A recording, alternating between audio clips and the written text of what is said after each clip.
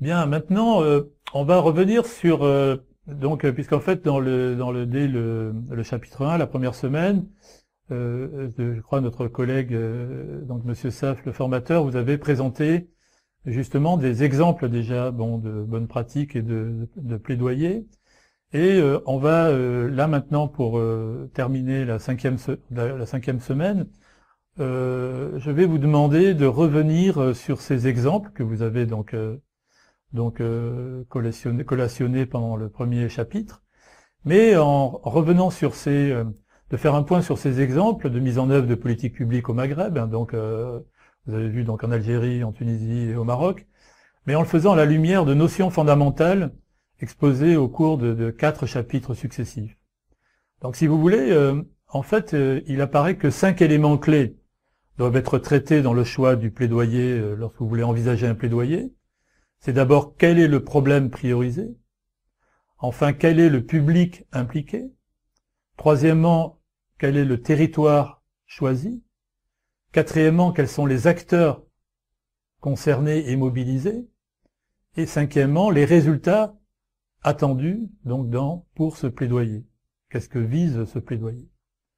À ce moment-là, il convient de répondre à 5 questions majeures dans lesquelles on va revenir dans le travail méthodologique du module numéro 2.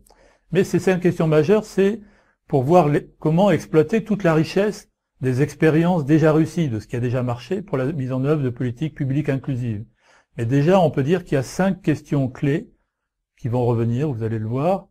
C'est quels ont été les changements apportés par l'initiative pour le public cible, ce qu'il y a eu effectivement, qu'est-ce qui a fait changer?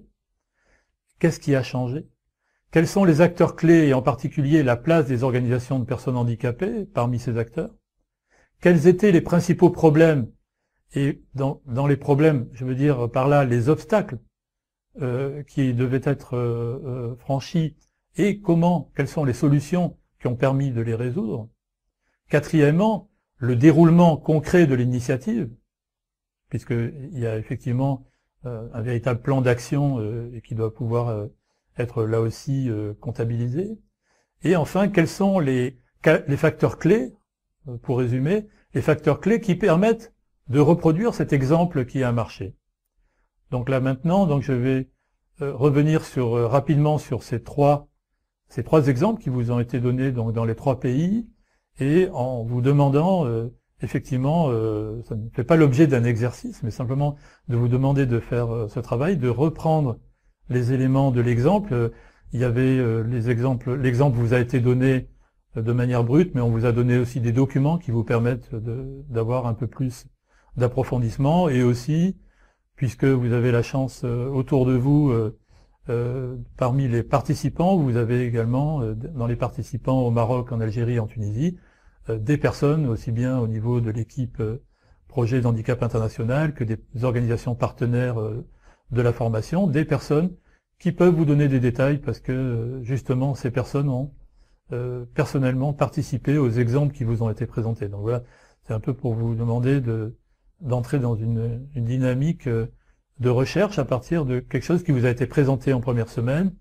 Maintenant, en 5e semaine, où vous avez appris pas mal de choses, de revenir sur ces exemples.